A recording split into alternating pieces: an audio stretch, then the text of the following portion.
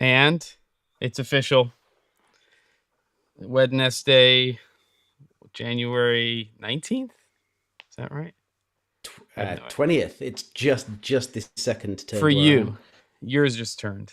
Well, welcome Yeah. everybody to another episode of Cameron Flask. Second episode of the year. In theory, episode 132. I don't know if that's true or not, but I'm going with it. Look at Ben with that face. Unbelievable. Are we really nearly a third of the way to another 100? Amazing. Well, we've got new shooter here. So that's a beautiful thing, because if there's any questions about that R5C, then I'm guessing it's Matt on here. It might be Eric, but it's going to be one of the two of them. So welcome everybody. Yeah. What? Let's see. Nothing. I was going to say, let us know which one of you it is, so we can Yeah. address you by name rather than just by new shooter. Yeah, there is clearly a missing person here from the three amigos, which is Mr. Caleb Pike. If you do follow DSLR Video Shooter, and you ever follow Caleb Eddie on the social Eagle media, Edwards. Yeah. that's right, exactly. That's going to be his new nickname. But little skiing accident, leg raised above the heart, and nothing broken as far as we know. So we are missing Caleb very much so this week. But I'm hoping he'll be back next week. We'll see how the recovery goes. But welcome, Ben, again. Let's start with a drink before we jump into stuff and saying hi to everybody in the chat.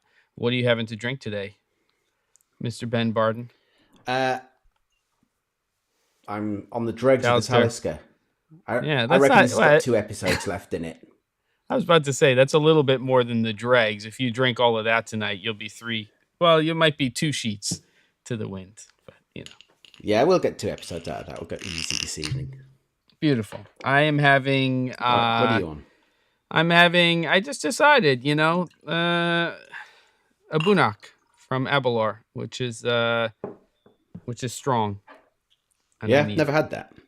Oh, it's delicious. I would probably say this is my favorite Scotch right now.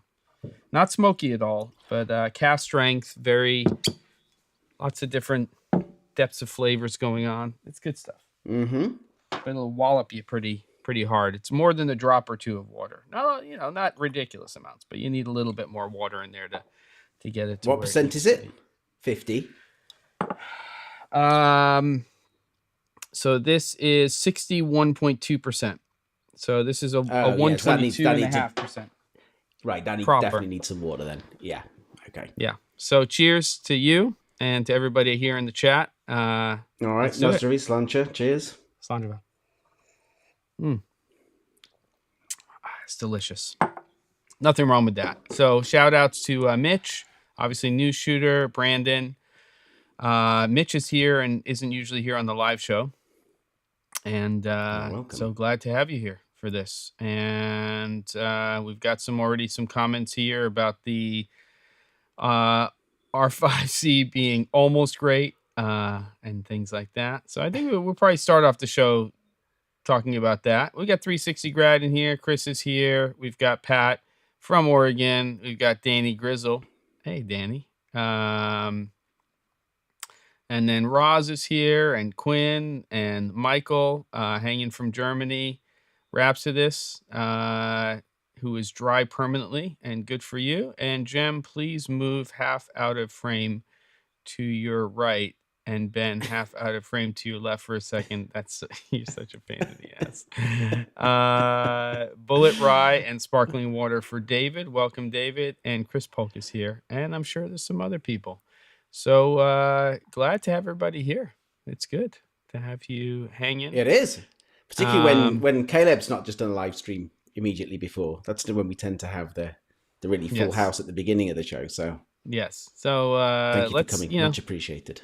Yes. Okay. So last week we started off the year with a pretty interesting episode where we started talking about our first real challenge for 2022. And surprisingly, I think to me, for some reason, there were a lot of people who are still shooting with film and film cameras. not just digital. And I went back today and looked at all the comments, and there was some really great stuff in there. A couple of people asking to start a Flickr channel if we do this. Maybe we will. We'll have to figure it out. I think we can go old school, and maybe we'll Publish a nobody's magazine. nobody's Let's go using all analog. eWorld anymore, right? You remember eWorld from No, Apple? what? No, eWorld what was was eWorld? Apple's like AOL. And I was like, I'm not doing AOL. So I went on eWorld, and it was sort of their whole little, online community thing. eWorld. Weird. I've been around a while. There you go. I'd never heard of that. Yes. All right. So I think today what we're going to do is we're going to continue that conversation about that challenge. I did have a conversation with Caleb this week and went over a couple of things with him about some ideas.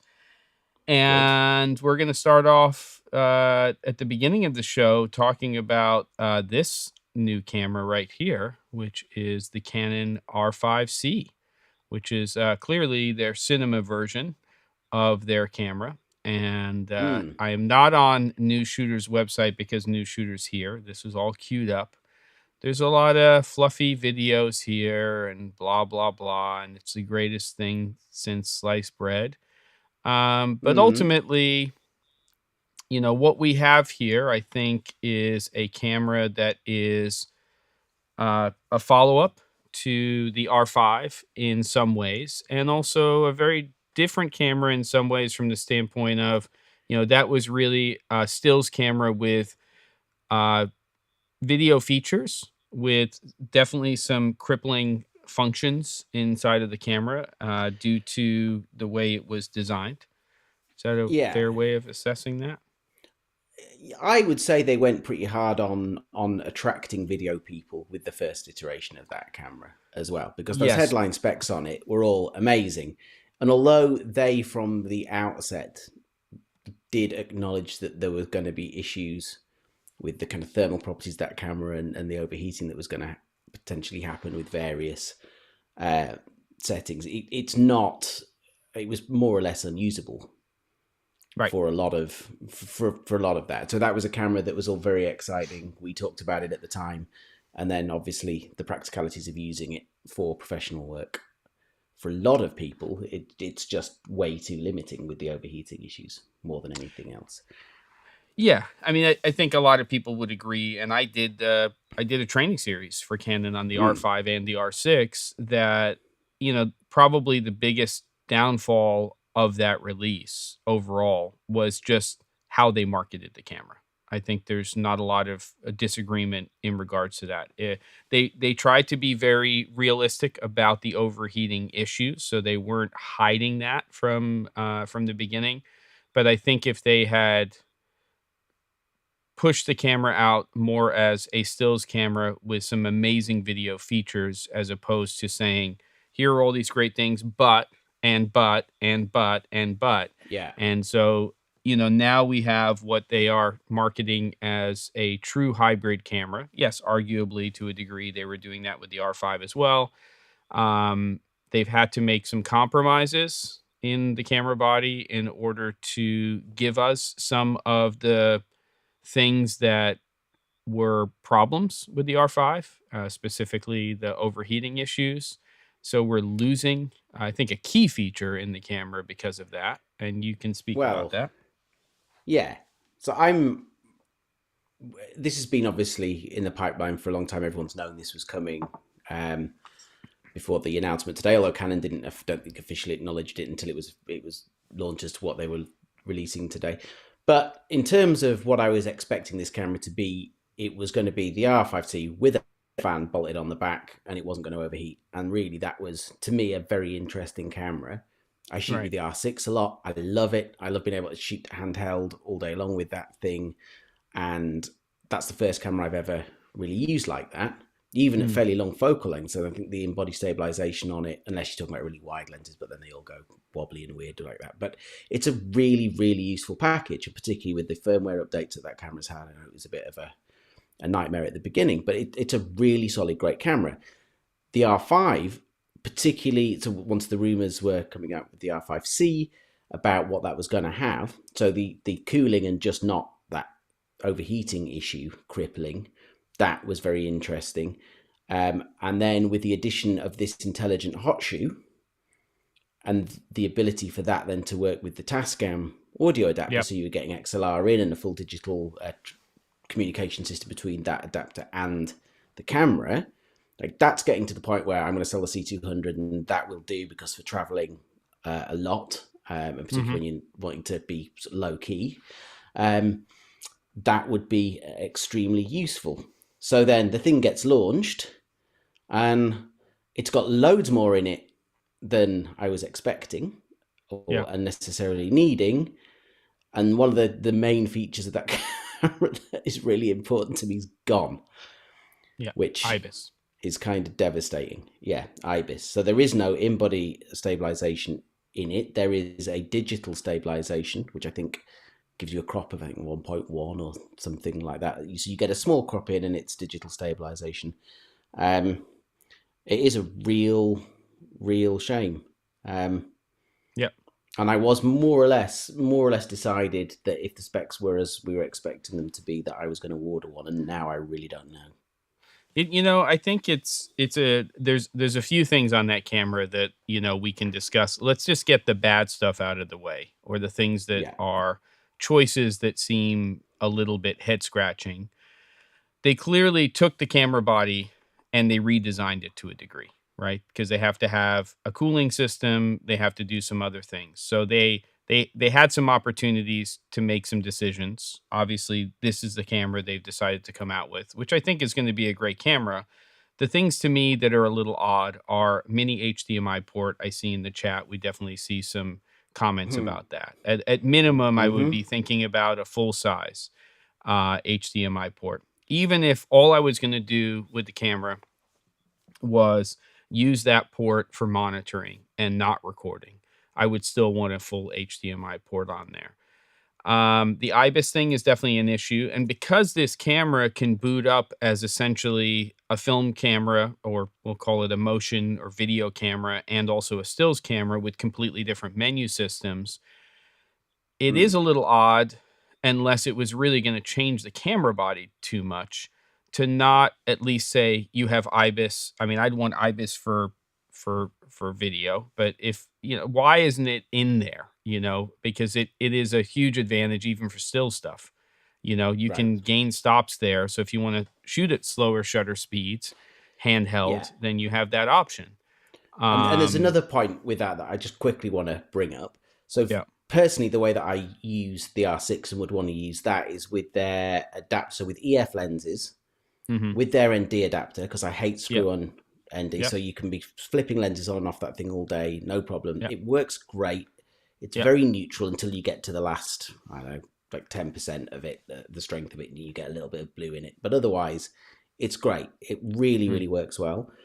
So the argument is, well, you can use the RF lenses on that camera. They've all got stabilization built into them, so you're not getting, so you are still having a reasonable amount of stabilization, optical stabilization. But if you're fairly limited as to what's available with those on the EF system. Obviously, there are plenty of them around, but there's fewer, and that's why it again makes problems for me in the way that I'd want to use that camera.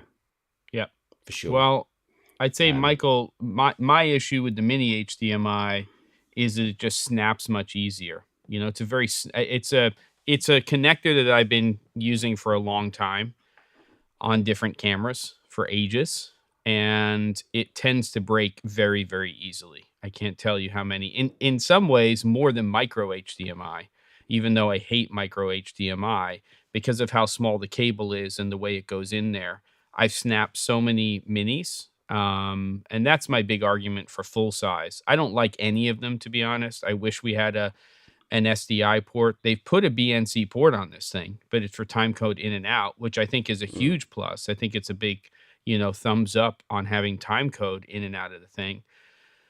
Obviously 8K 30 without any overheating issues. In theory, you can just go continuously on that. When you go to 60, you've got to have a different powering solution. And this is really the reason why, you know, the IBIS system is in theory not in the camera, is because it contributes to the overheating issue. Um, I don't know. I mean, you know, for me, it's a really interesting camera at $4,500 US. The first thing Hmm. that I have to look at is I have to look at the C70.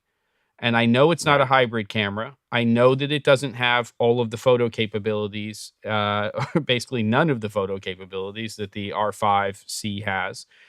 But at the same time, if you're looking at strictly video, then it has all of those other pluses that, you know, are some of the things that you're missing in the R5C. So, and it's small, and it's, you know, I have to see an R5C next to a C70 to see how much different those camera bodies look. But Well, in again, terms of the as footprint of yeah, that, the yeah, R5C, yeah, it's more yeah, or less the same body, and just hmm with on one side taking about 2/3, just that sort of cooling unit that comes back. Otherwise, I think it's more or less the same right, size. right. So So traveling wise, significantly still smaller than the 70. yeah. So traveling wise, when you talk about carnets and everything else, and just not being bothered with the equipment, not really an issue, right? I didn't say anything about that. I didn't say I was planning on traveling with the Canis. I said keeping subtle. You brought that up. Right. I didn't say I anything didn't about say that. that. That was Well, nothing to I do with didn't say you traveling with the did. Canis. I'm the one who said it. Of course, clearly. Who's on first? Okay. Okay, here we go. So does the R5C have the same digital stabilization that the C70 has? Does it, Matt Allard? I I believe from reading Matt's article, which is excellent by Yeah. the way, and a very good roundup of the whole thing as always. Yeah. The I think it is. I think believe the same as that, which is the one version one, and the two it does for stills, which is the same as the R6 now 5 do Right. for video and stills, which again is Right. a weird thing. And you do have a So it doesn't do dual all that animal eye focus and all that kind of stuff. no, but I you don't do know. have a Seems dual very odd. ISO, but it's not the dual Yes. gain chip. I still am confused about that. I probably need to go read that again, because you've got dual gain and then you've got dual ISO. Mm. Come on. Maybe I'm just, it's been one of those weeks. So let's get people's Yeah. opinion. Electronic IS only, but works with lens stabilization.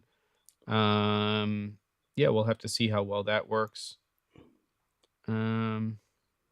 Yeah, and I don't again, know. it's just Yeah, which is fine if you're going down the RF lenses route because you know they've got. I yeah. think the vast majority of those lenses have got stabilization built in, whereas if you're still using the EF, not so much. We're Obviously, still there are not some, there but yet, yeah, though. We still haven't no, gotten that mirrorless camera that has built-in ND, which obviously for Canon long term is the thing that you want, because they're obviously moving from EF to RF lenses. And in the long term, if they want people to be using these hybrid bodies for video and stills, there's going to be a big advantage. Right now, I think there's a ton of people still getting that adapter and using EF lenses because it's really convenient. that Yes? yeah, that's the huge thing, and then that's what makes that camera attractive. And I wouldn't, as I said, I hate screw-in filters. You know, they just Right. slow everything down. They're a pain. They get knocked. Um, so I think it is a big issue, and also that if you've got a lot of money in EF glass because it's so adaptable to other things that you might be renting in. Sure, sure. You know, And so many cameras use it as a standard mount that I think we're starting to see some right? RF mounts. Loom TV has a good comment. I prefer the missing IBIS in the R5C. The implemented IBIS in the R5 is awfully wobbly. You cannot turn it off when using a lens, an IS lens, in case you want to work with the lens IS only. So I am fine. Interesting. Hmm. Even if you turn the IS off of the lens with the switch, I don't know if that's okay. There was definitely some issue with that. I don't Yeah, remember yeah, exactly how it was, yeah, but and you couldn't it decouple the two. yeah.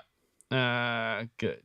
Off topic. Does anyone have any recommendations for equipment list apps for video production that can also make checklists for individual jobs? I don't have an answer for Oh, that. Do you? No, but we talked about this a long time ago. There was a Kickstarter thing, which I can't remember where I found it. I think Philip Bloom had maybe tested it, or he was something involved somehow.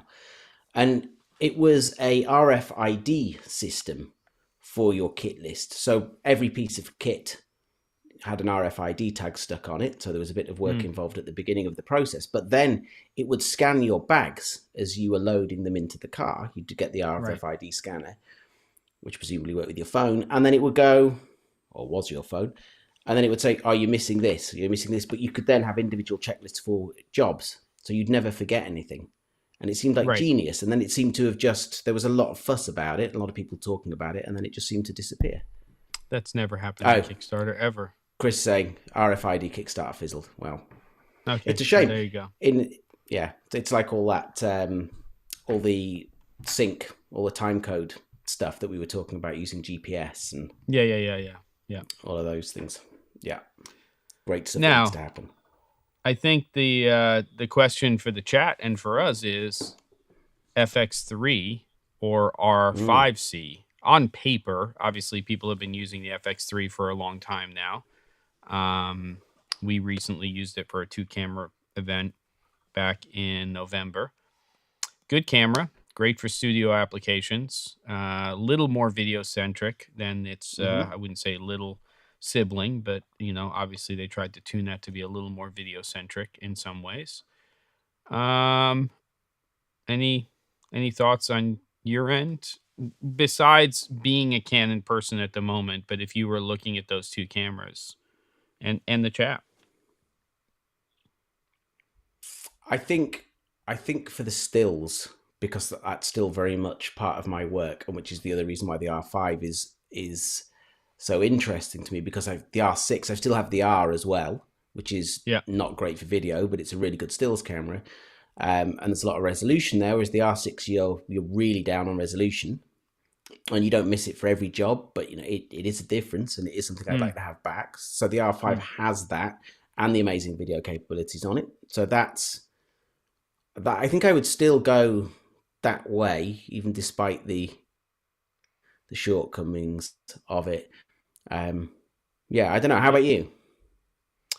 I really think it has a lot to do with the ecosystem you're in. Unlike, but coming in cold. I'm not that interested in either, to be honest with you. I mean, I just, there would have to be something very compelling at this point. I think that if I was going to go with the video camera, I would definitely be more in the FX6, FX9, C70, C300 Mark III kind of realm. I don't know. I mean, I think that line of cameras are very much in demand. We've had this conversation many times, but in Europe, those are things that people are wanting owner operators to have. Is that Sony system? That's what broadcasters are after.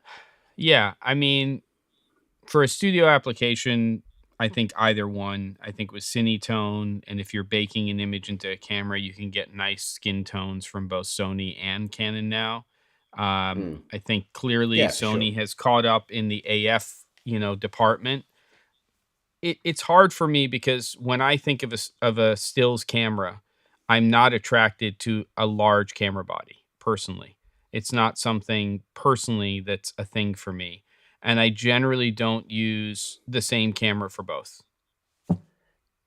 Why are you smiling? Which is hilarious. Well, it's hilarious, though, because we think of a big camera body, which, of course, you're referencing the R5 as being a big camera body, I'm assuming. Well, I am in the sense for stills. I don't think of it that way for video. And I don't, I handheld, yes, exactly. I guess it's that I don't have an attraction. An reflection as to where we are right now. Yes. It's, to me, we've got some serious lag going on here, by the way. Sorry. I might dip out and come back. Yeah, you can dip out if you need to. But I'll just make this point first, and then I will do that. But the interesting thing was that we were talking last week a lot about film, and I was using medium format stuff. And this isn't half a century ago. I mean, it's a while ago. But this thing was huge, and then we were using digital, and I was using EOS 1Ds and all that series for years, and that was a big old camera body. And even with that bulge on the back for the cooling system, the R5C is still a very compact camera compared to where we were 5 years ago. So it is all relative. Well, you're holding right now in terms of sync, so if you need to pop out, go ahead and do it, and I'll just go full screen. No, I think we're good again. I think I've come back. Yeah, I think so. Well, I think that, again, when I'm thinking about that distinction, hybrid cameras are still very attractive to me. Obviously, I'm using, XT4s and XT3s, and I'm using, I'm not using hybrid Canon or Sony cameras right now, but I've owned both brands in the past. 5D Mark II was obviously the camera that really, blew all of this stuff up. And I love the size of that camera. And I love the fact that, that I was using that camera actually primarily for video, even though it was a hybrid camera. That's really what the attraction was to me, was, being in a small camera body and being able to do that. I'm not saying that doesn't exist, but I think our market is clearly very different now in terms of what choices we have and what we can do. And it's just less compelling to me right now to say that I want to drop $4,000 to $5,000 US on a FX3 or a R5C, when at that point I'm really probably looking at a more dedicated video camera. For me, I think. Sure. The last 2 years have changed a lot, though, because, for me personally, I'm unlike you, Ben. I'm not traveling for production. We're doing a lot of production, but it's all remote. So maybe my viewpoint is different than it was, 18 months ago than it is right now. I think there's an interest. Yeah. One of the other points, I suppose, with this decision, because at the moment I'm shooting the R6, I'm shooting C200. But there's fewer and fewer times when the C200's coming out. You're looking at the AA comment.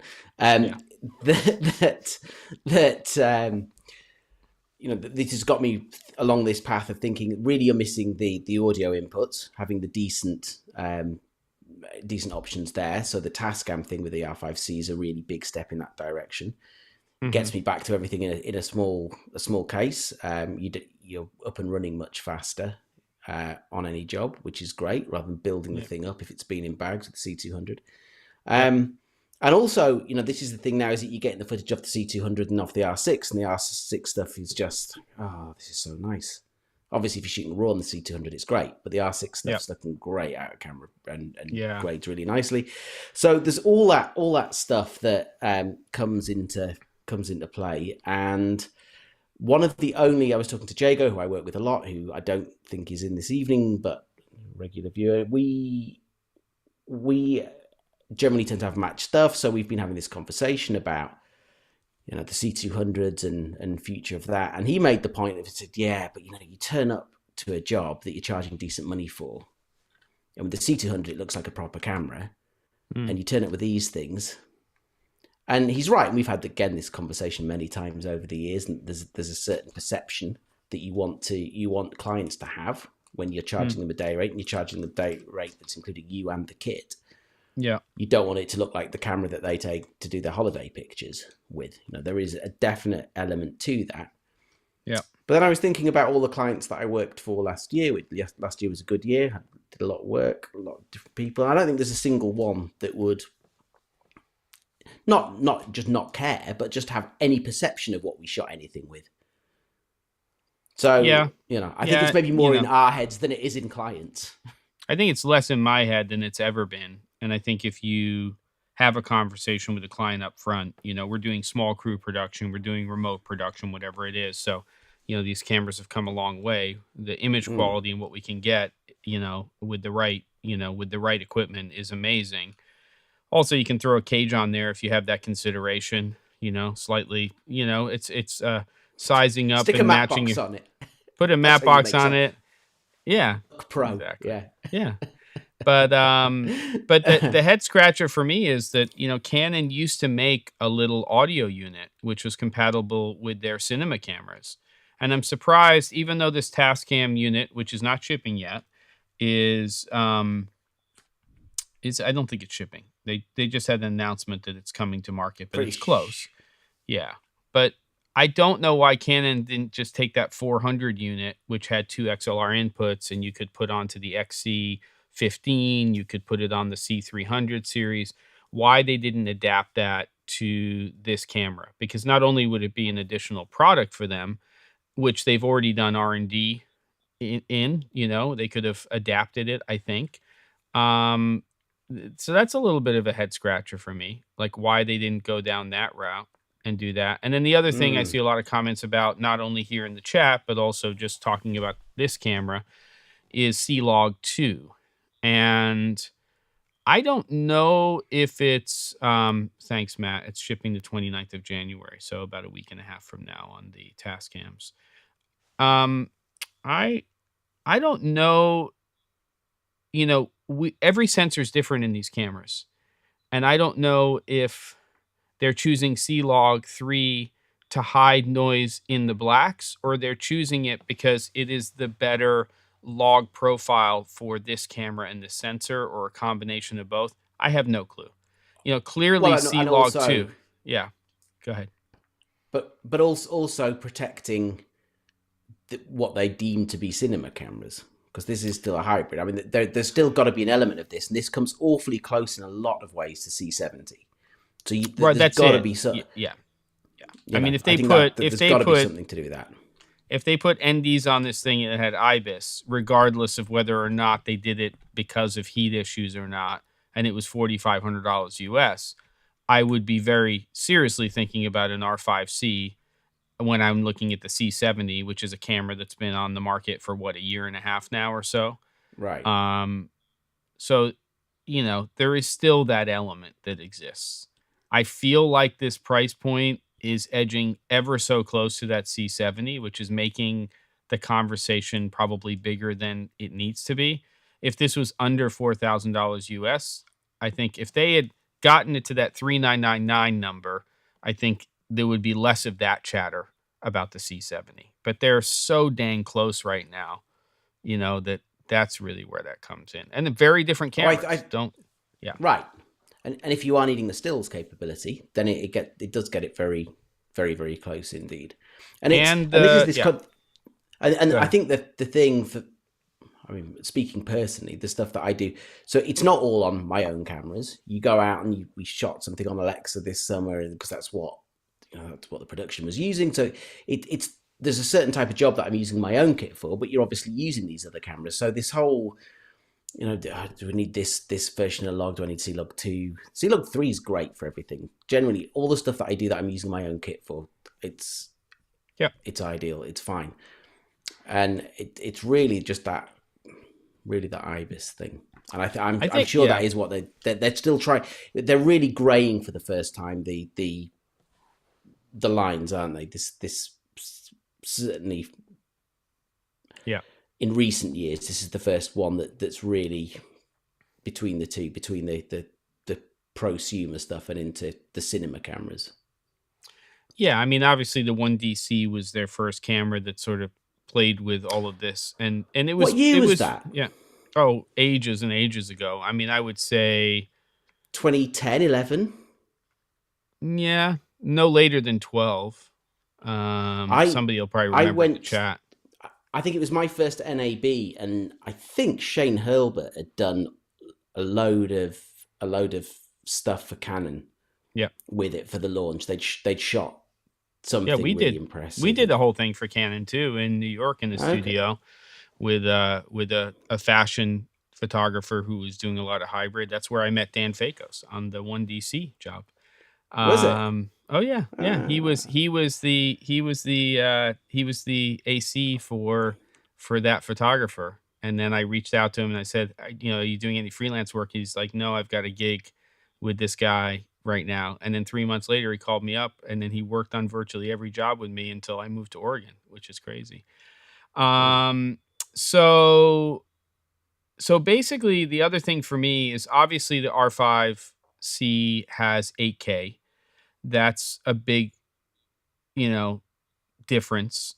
I think that part of the Mm. conversation for me though is Cinema Raw Lite is not a bad implementation of recording in camera, but it's not flexible in the way that Red's cameras are flexible, in the way that Blackmagic Designs cameras are flexible. I feel like, at the very minimum, I'd want ProRes RAW in a camera like this.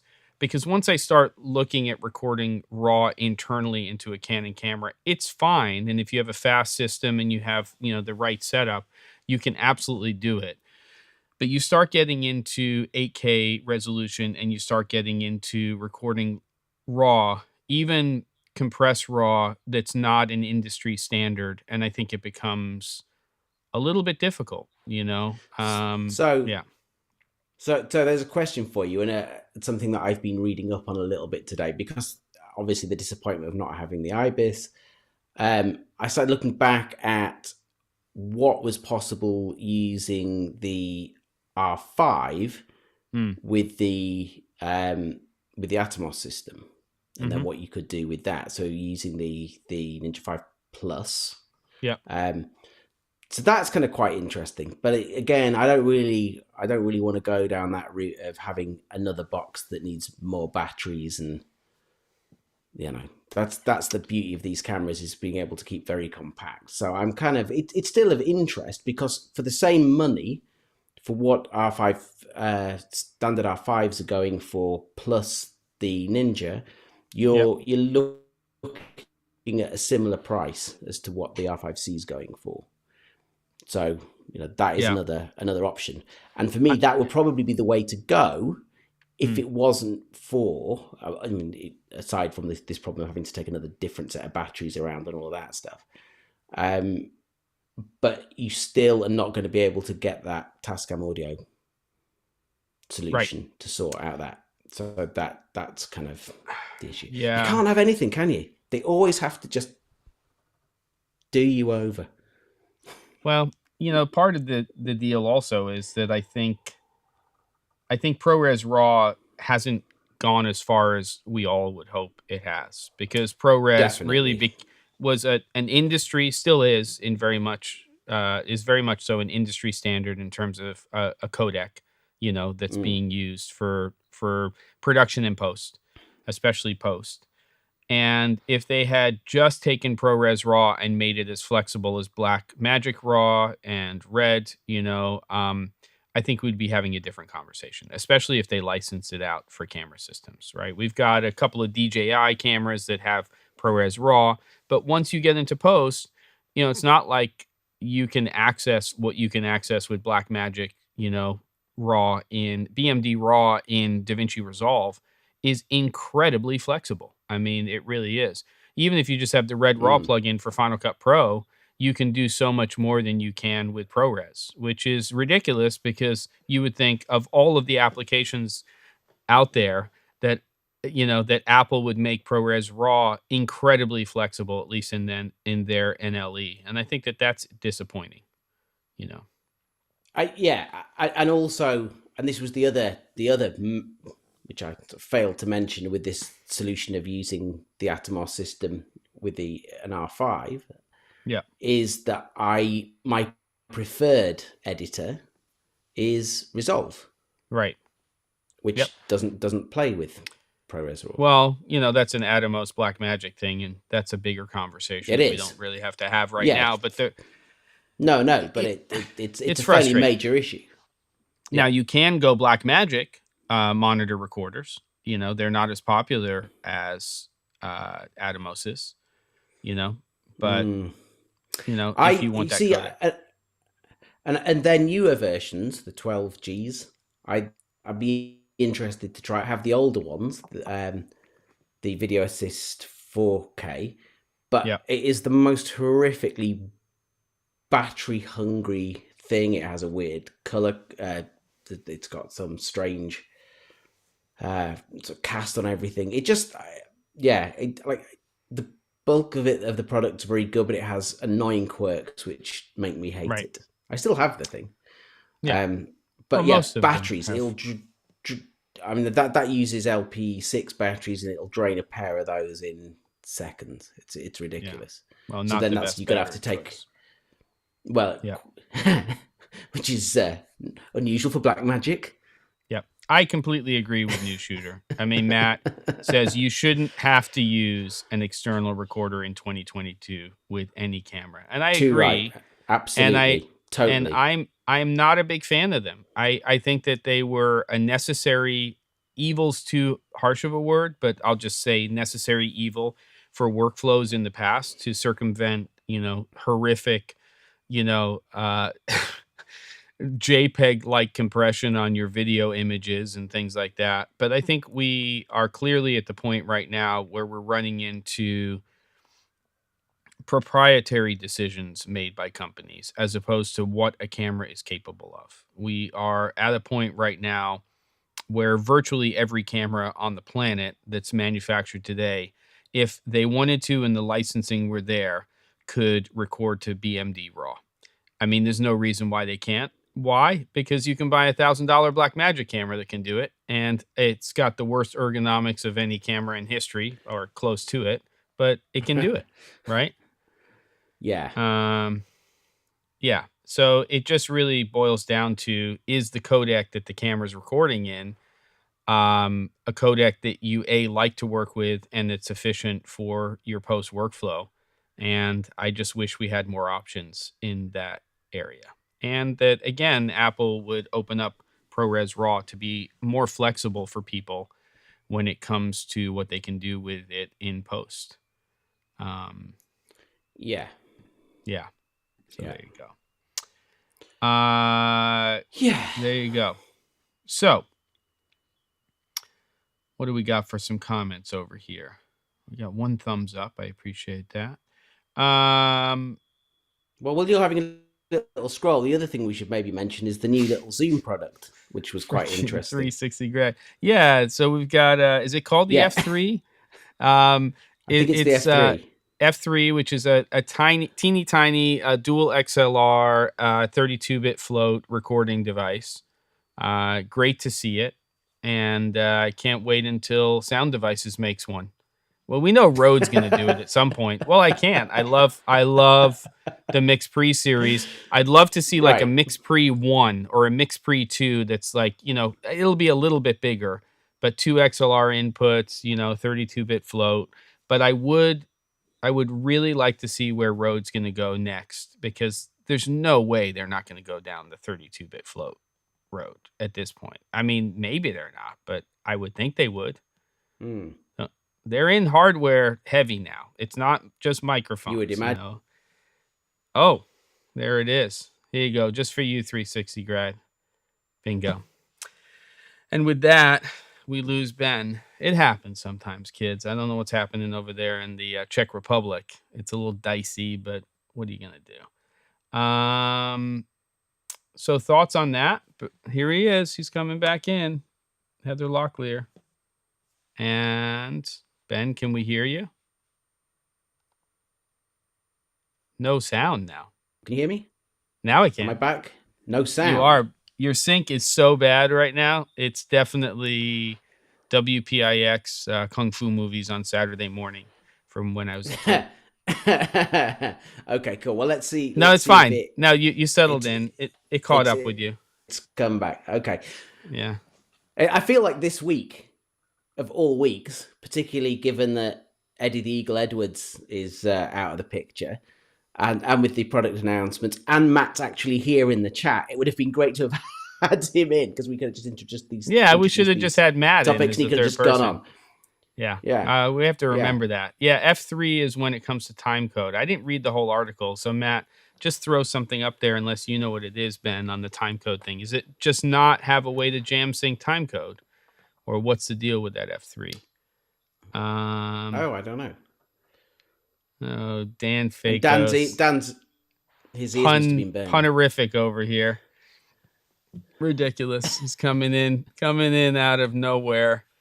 What was that guy's name? Oh, Hubba.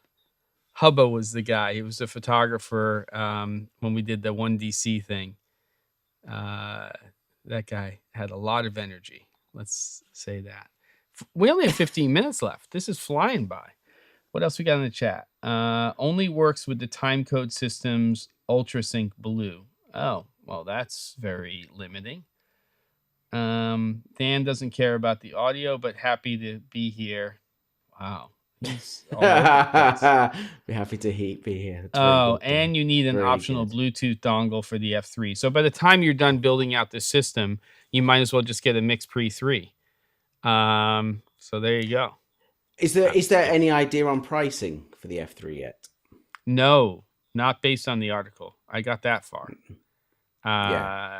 Or release date, I think, which is kind of odd that they're not at least saying, second quarter, unless I missed that. Dongles are no problem for me. You're right, 360 grad. But I've been in therapy to wean myself off of the dongles. So I'm doing a good job in this year, 0 dongles. So I'm dongle free at the moment. We'll see if I can keep it up. That sounded wrong. Okay, just got announced in Japan yesterday. And okay, there you go. So it's sort of like breaking news, which News Shooter likes to do. Okay, good. So are we done talking about cameras and audio, or what are we doing? I think so. Look. I'm just now imagining that this whole kind of workaround for the R5C deficiencies, having the R5 Atomos Ninja 5 Plus on top, and then like gaff taped onto the back of that the F3. So I think that'll work great. It'll be perfect. Yeah, because you can't use the adapter unless you could all different power solutions as well. It'd be amazing. I'm disappointed. I'm sad today about this. You could power the whole thing off of the crack light, probably. I'm going to see Billy on. Oh, good. Tell him I said hi. Billy's living in the Czech Republic. This is Billy from Blind Spot Gear. So he's living in the Czech Republic now. So I'm going to go spend a couple of days with him next week. All right, well, tell him I said hi. I will. Taking the piss a little bit. Okay, so I gave him crap about the name of that one when he came out with it. So it's not like I'm saying it behind his back. We still remember the name of it, so maybe it was a good name. I would say it was. I think it was supposed to fit in a crack. I don't know what crack, but okay. It was done. Okay, so here we go. Dongle rehab. It is a thing, 360 grad. Okay, so here we go. Let's unbelievable. Okay, let's talk about the challenge because Chris brought it up and he said who's going to be shooting a roll of 120 for the black and white camera challenge. So demonetized. I would love to. All right, here we go. Let's talk about it. So what we're talking about here is not a challenge that's going to be finished by next week. We have a lot of people in the chat who are shooting on film cameras, have old film cameras, whatever it is. And we want to do a black and white film challenge. The thing that I talked to Caleb about, Ben, was doing it where, okay, we can say how many rolls of film you're going to shoot, but you might need to shoot more than a couple of rolls of film, especially if you're getting back into this. So it's really about 2 images is what we're thinking about. Peace. I didn't do that. There you go. Peace. Yeah, I was going to say you're wrong country. You know better. Yeah. Yeah. Well, that's why I saw it on the monitor. I was like, that doesn't look right. So it's 2 pictures, peace, Ringo style.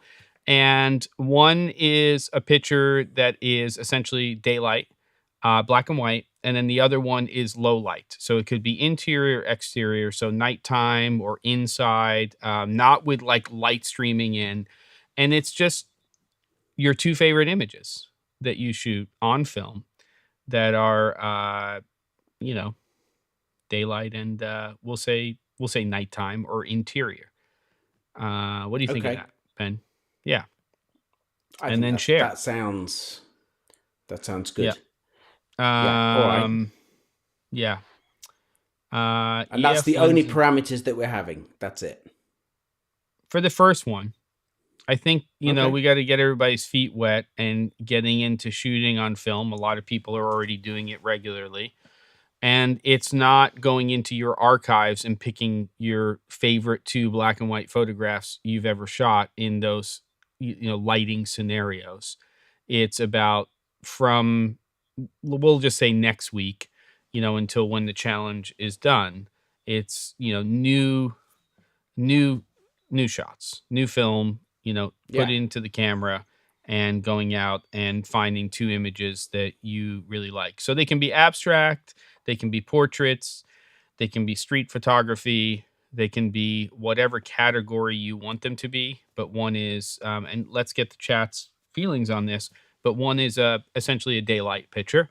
And then one is, could be dusk, dawn, at night. I just think, there is a challenge to shooting at a fixed ASA or ISO, in low light situations. And that is part of it. And whether you decide to shoot at a certain speed of film and then process at that speed, or you shoot at a certain speed and then you push or pull your film, is really up to you. That doesn't matter. And part of that can be part of your story. Part of that can be what you talk about.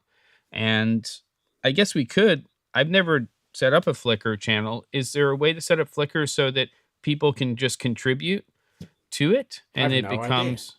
So some people mentioned Flickr last week. I've never used it, but I'd like to know whether or not I can set up a Flickr channel and then people can contribute their images. And maybe there's a way to do it where it's not just like you can just put them up, so it gets a little weird, 360 grad. Or, maybe I can at least see what the images are and then post them. I'd like to know. So Chris says, yes, you can create a group and people join and then can contribute. And then Chris, Is there like a super user where the person who runs the account can, say yes or no to images as they come in? Look at him. What a power hungry man. Can I be special? Can I be the gatekeeper? You can be the gatekeeper. I don't care. Doesn't matter to me. I just don't, I don't really care. Like, I don't have a problem. You can have all the mannequin pictures you want in the world. I just don't want it to get creepy. Right? I like how you froze on that. Oh, unbelievable. No, well, there is a story which I'm not sure I can tell. Can I tell this story? Please don't. I can tell this story. I used to work for a company that processed it was a camera store, and they used to do developing and printing of images, and we used to you had to do quality control and stuff. And we saw an awful lot of very interesting stuff in that job. One of which was all this stuff where we were very deeply concerned about the content of this stuff. And after going through this for like a whole roll of film, going, what the hell is this going? Realizing that this was actually a mannequin put in all kinds of very odd poses, in all kinds of very odd. Because you're not alone. What year? It's not just you. What year was this? 19. I'm joking, Ben. Forget it. I'm just being silly. Well, I don't think it was you. Would you used to? No. Give me a break. You're so weird. Okay. Yeah, Chris is going. Oh yeah. Ben's sordid tale of how he made an extra set of prints for himself while working at the camera lab. That's great, Chris. I'll tell you what the worst thing was that if you, because it was when someone came in, and if you then seen that picture and you were having to then kind of keep a straight face going, here's your pictures. Yeah. Everybody had to hold it in. David, you'll get faster film developed somewhere other than your local pharmacy. You got to find there are Walgreens that'll do one day if you got to crank it out. And I just want to clarify something, because somebody made a comment a little bit higher up in the chat. It's not next week that the challenge is going to happen. Next week, we're just going to button this all up. I think we're probably looking like end of February is probably what we're looking at, so that everybody has enough time to take the cameras out, get them serviced if they need to, clean them up, go shoot a roll or two to, really mess things up a little bit, and then settle on one or two different types of film stock and go out and, and then take a roll of each or whatever you want to do. Again, the guidelines are pretty straightforward in terms of that. Yeah, If and you, the other point yeah, that we should just bring up, because it's coming up in the chat about timings and where to get things processed, and we've been saying this is a black and white challenge. The easy way around this, because I don't know if it's the same in the States, but certainly here, it's often cheaper and faster to get things processed in C41 color film processing. yes, So you can get black and white films, which last week we talked about in some depth, yep, that you use the C41 chemical process. So the black and white films, you'll get black and white photos, but they use there you go. So Ilford this is it. XP2. Yeah. Yeah, this There's is, others as well. yeah. But yeah, Are there that's a good way on the of getting market around. now? I'm not even aware of any others at the moment that are black and white film that can be processed There's C41. only XP2? I don't know of another Really? one. There Wow. may be another one, but for you, David, you might want to get some XP2 Super, and you'll find that your Walgreens will process that very quickly because it's the same internal process. It might look like crap, but you know, get that C41 crap out of here. Dan, he owns that as well. Hey, I have the channel, Dan, you silly boy. There's just nothing on it. It's kind of like Ben's channel. It's the same channel. It just has a different name.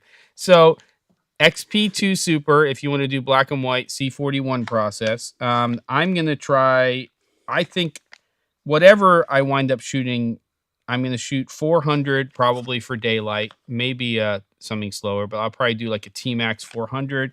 I just picked up some Japan Camera Hunter Street Pan 400, so I'm going to shoot a roll of that and see what it's like. And then for 3200, I've got the Ilford Delta 3200, and I also have the P3200 T-Max. And I was talking to a local lab in Salem called PhotoVision, which has been around for a long time. And they said, really, you should be rating your 3200. You can shoot it at 3200, process at 3200, but they said it is a film that you could shoot at 800, you could shoot at 1000, you could shoot at 1600 and process that way. I guess it's the way the emulsion is. Bless you.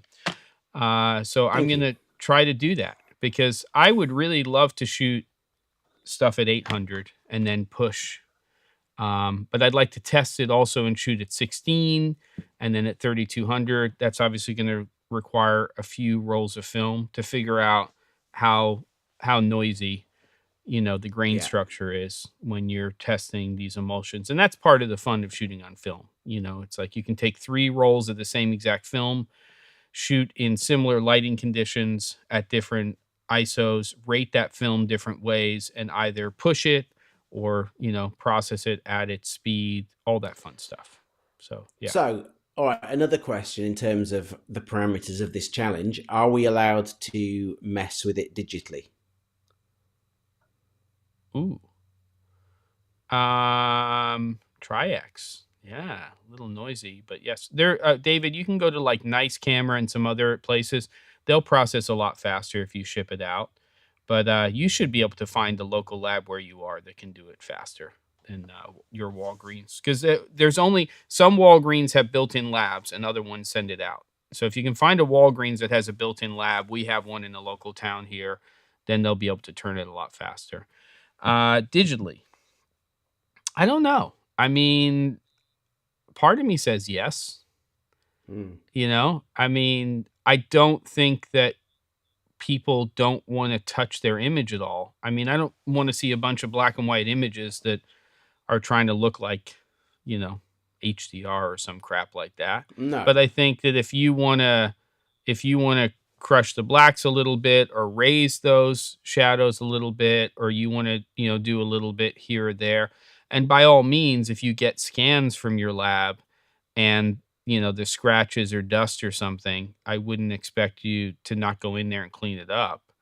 I just wouldn't necessarily throw it through Skylum Neo and start doing a whole bunch of AI. And speaking of AI, by the way, the one thing I did want to say earlier is I think that that's the next step in cameras, is we're going to start to see AI built into them, into these bigger cameras, because it's already happening in our smartphones. So that'll be exciting, I think. Thank you, Roz. Take care as well. So yeah, I think we do like minimal processing, but if you're going to bring it into darkroom, capture one, Lightroom, it's just sort of, presenting that image in the way you would want it to be presented. I just don't think it should be a major departure I from the would say, composition and frame. Yeah. I would say let's try and stick to what we would be able to do very easily with darkroom, which we don't have access to. I'm not using an enlarger. We're not going to be printing stuff in a darkroom, but the stuff that we would do to manipulate the prints that we were getting from the neg that we could do easily with that we can do in Photoshop. And there's some great iOS apps. There's some great Android apps. There's some great, PC and Mac apps. Darkroom is one of them. There's some other ones out there. No crop. I like that, Chris. I think that's interesting. Dodge and burn only. I think you should be allowed to dodge and burn. I think you can push and pull. I think if you want to pull it back a third of a stop or push it a half or a full stop for some reason, I think that's fair. Yeah, but probably not too much more than that. I mean, it's black and white as well. So that's the beautiful thing. You can exposure adjustments. Yeah, exposure adjustments. And you're either going to make it super contrasty or not. But a big part of that is the film that you're going to choose. You're going to get a very different result in the same lighting situation is if you're shooting on Tri-X or T-Max or, XP2. I think the thing that I'm finding about XP2 is I really like how sharp it is. The grain structure is very tight for me, which I like, but it's not as contrasty as I want it to be, which is why I want to shoot with some other stocks. And I know I'm going to get more of that contrast with Tri-X, but I'm also going to get more grain. And so it's finding that balance. So the town where I live here in the Czech Republic has still a company producing black and white photo film that was the company that made it. And also, so if you look at any film that was produced, as in movie that was made between like the war and when they generally stopped shooting film, everything was on this company's stock. Really? And they still make black and white stuff. It's in the town. My wife used to teach English to one of the directors there. So I've gotten in to actually go and get a tour around all their stuff, and they make papers as well. So and the photochemicals. So I'm tempted to try. I have tried one roll of theirs once before, and the results weren't good. But, they weren't good? No. No. And then I spoke to someone after and said, no, you've got to rate that completely differently to what it says on the tin. You've got to go. Okay. And to be honest, I bought that roll of film in Manchester, not from here, and it was quite severely out of date. So I think we'll go talk to them, get it out. It's called FOMA, if anyone's interested. FOMA. Okay. Sounds familiar for some reason, but I've definitely... it went all over. Yeah. So, I think, that's the other thing for me is that if I look at the photographs that are being processed and the shadows are lifted and, the image is milkier, it's not as attractive to what I'm trying to get out of the camera. But there is an advantage to that because once you bring it into post, you have more flexibility. A more contrasty film, you're going to have less to work with, especially when you start to lift those shadows. I'd rather see into them to start with. Fomapan. Yes, agree. That's it. That's the stuff. Fomapan. Yeah. I've shot a roll of HP5. It's kind of in between, it seems like, Tri-X and T-Max. But I have to do more shooting on it. What's your thoughts on it, Michael? Yeah. And just the other thing that Chris has mentioned on the parameters for our challenge, no crop, I like. Yeah, I mentioned I that. think we No, I I think think we that's good. adopt I that think for no sure. crop. I think crop. Yeah, that's what I was saying. I don't really want us to F with the composition, right? I want No. people to be thinking about what that frame is, and then it's not finding a nice composition within the frame by cropping. It's Mm. it's shooting with purpose. Yep. HP5 is in between Max and Tri-X. So cool. I think we have the Great. beginnings of this. I mean, it should not prevent anybody right now. Just know that it's probably going to be somewhere around the end of February. You should start going out and shooting now, right? Well, we've got some things to work out over the next 2 weeks in terms of where this is going to get posted, how we're going to share this, and all of that stuff. But take your cameras out, get some black and white film, start shooting some stuff, get it processed. David, find a lab that's closer to you that can process more quickly. There'll definitely be one where you are. And wait, I just heard the door 360. knocking. It's 360 grad. He's downstairs right now. He's ready. Hilarious. That's unbelievable. That's pretty funny. Good. Any last questions that we have from everybody? There's anybody want to say anything? And thanks to Matt for popping in from News Shooter and answering some R5C questions. Had we known you were around, Matt, and had we known a bit earlier that Caleb was going to be doing his ski jumping antics, we could have got you in. It would have been great to have you back on again. We'll do it. It was great last time.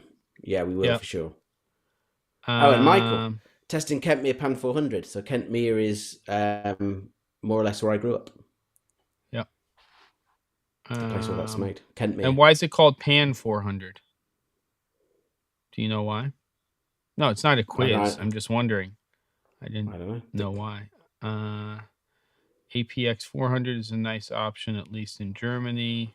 Fun as always. Yes, Pat. Get that camera out. Clean it up.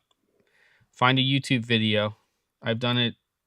It works. Panchromatic. There you go. Panchromatic. There you go, Chris. The resident experts are coming in. Cool. All right. I think that's it.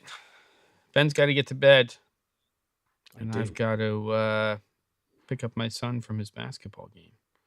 So that's life. Cool. Enjoy it out there, everybody. Go get some film. Snappy. Go find a lab.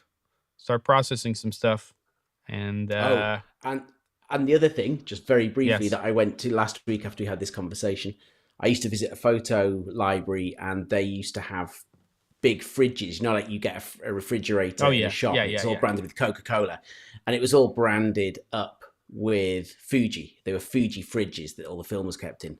So I was on eBay trying to find one. No luck so far, but that would be the coolest thing to have in the garage, wouldn't it? You could keep your booze in there. You shouldn't have said anything. Fuji fridge. Yeah, you're looking now amazing. Yeah, I will be. I will be. Okay. That's that'd be so cool. Yeah. All right. Cool. Everybody take care. Have a good week. We'll see you next Wednesday, and enjoy taking some photographs on the emulsion. Laters. Cool. Night all.